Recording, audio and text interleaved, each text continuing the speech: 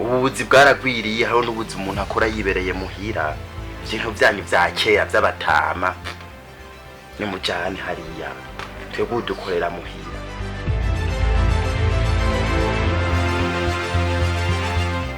Ariko shu iyo witoye ugatefona undi mukobwa nicaye imbere yawe ndi umugore wawe nta n'isoni wumva basi nta n'akagongo unyumvira nk'umugore wawe wumve ko nanje mbabara ku mutima n'urukundo ndagukunda vre.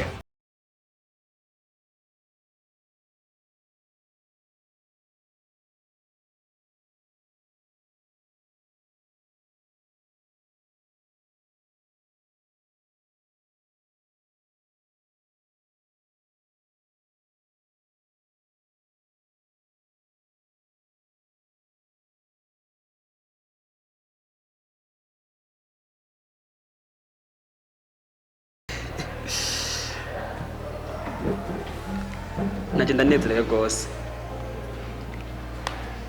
Subucuti gusa cyawe ryatuzinanye kuva kera vraiment gusa nuko mbona ariko arampinduka ukuntu. Ugerageze umuri hafi cyane. Ibindi navyo bizoza mu nyuma we nzoza ndakubwira uko uzoza urabikora. Kandi ibi bintu bifate se.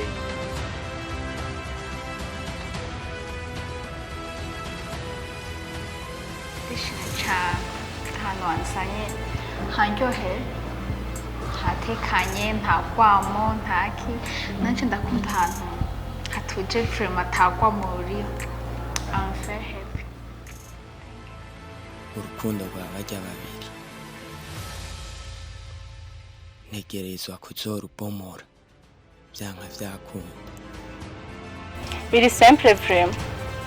Ni juste kumuprofita gusa ndamuronka ko mutaha nta bindi bisigaye nzokureka sinabikubwiye none. Wowe wigire mu kanwa atana kimwe ugezeho. Reka tubikora uko nyene ariko ibyacu no kuri bizobe mwibanga cyane.